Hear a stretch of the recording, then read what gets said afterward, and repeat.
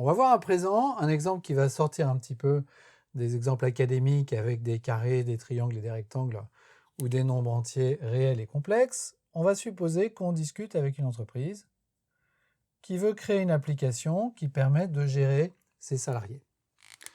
On va écrire employee pour modéliser salarié.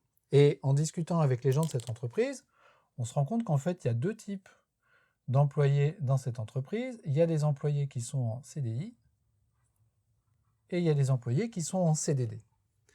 Et les processus métiers, les règles métiers, les règles juridiques qui permettent de gérer les employés en CDI ne sont pas les mêmes que celles qui permettent de gérer les CDD. Même les données qui sont attachées à un CDI ne sont pas les mêmes que les données attachées à un CDD. Par exemple, dans un CDD, il y a une date de fin de contrat, alors que par nature, dans un CDI, il n'y a pas de date de fin de contrat. Et puis, il y a un certain nombre de processus métiers qui sont attachés à ces employés. On va en citer deux. Il y a des processus métiers qui sont relatifs à la base de données, et il y a des processus métiers qui sont relatifs au versement des salaires, au paiement des salariés. On a vu précédemment que ces processus métiers, ils étaient gérés par des personnes différentes dans l'entreprise, et donc il fallait essayer de les partager. Ça, c'était le principe S qu'on a vu, le Single Responsibility Principle.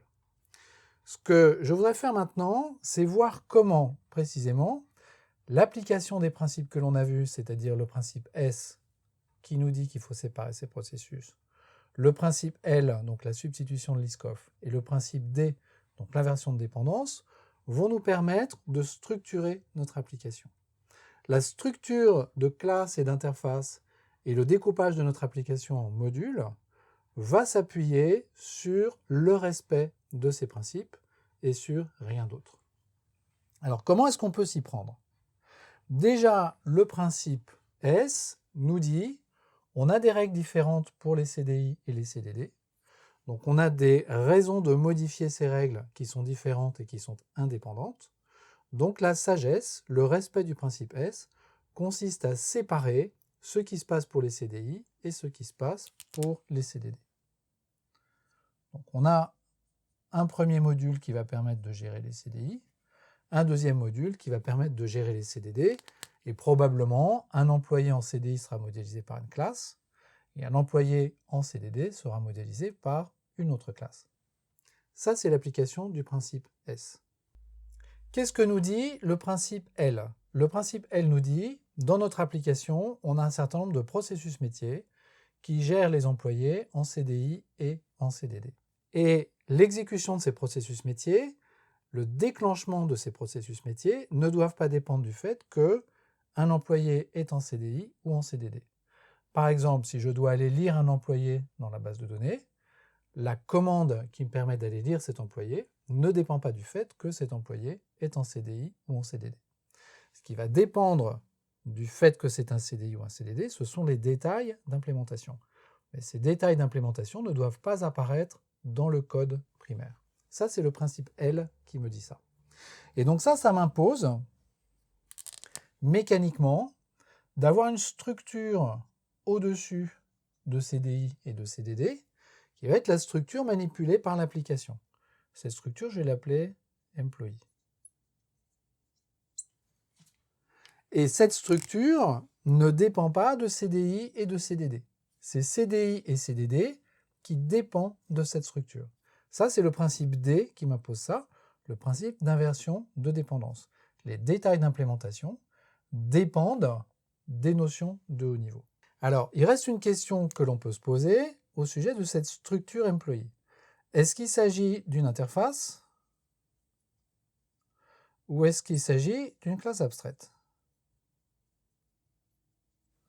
Parce qu'en fait, si je regarde les choses précisément, que j'ai une interface ou une classe abstraite, CDI va étendre employee, de même que CDD, ou va implémenter employee si c'est une interface, mais la dépendance, dans les deux cas, sera toujours la même. La dépendance ira des détails d'implémentation vers les structures de haut niveau. Donc ça n'est pas le principe D qui me dit d'utiliser une interface ou une classe abstraite. Il se trouve que la convention, c'est d'utiliser une interface. Pourquoi est-ce que là c'est la convention? Parce qu'en fait, Une interface, c'est vraiment ce qui modélise ce que doit faire une classe. L'interface liste, par exemple, elle modélise le comportement d'une liste. Ajouter des éléments, retirer des éléments, itérer, ajouter un élément à un index particulier. On aurait pu également prendre une classe abstraite, mais la classe abstraite, elle contient déjà des détails d'implémentation. Détails d'implémentation qu'on va pouvoir être tenté dans l'évolution de l'application de déplacer de la classe abstraite vers les classes concrètes. Donc le choix qui est systématiquement fait, c'est d'utiliser l'interface, pour cette raison, parce que seule l'interface permet de modéliser ce que doivent faire les classes. On va voir que les classes abstraites ont un rôle à jouer également dans ce schéma-là, et on va les utiliser, mais ce rôle à jouer sera différent, et on en reparlera à ce moment-là. Donc voilà comment on doit structurer les choses. On doit avoir une classe qui modélise les employés en CDI, une autre qui modélise les employés en CDD, et ces deux classes-là doivent être l'implémentation d'une interface qui s'appelle employee et qui est l'interface qui va être utilisée par notre application. Ça nous est dit par l'application du principe S, Single Responsibility Principle, du principe L, substitution de Liskov, et du principe D, inversion de dépendance.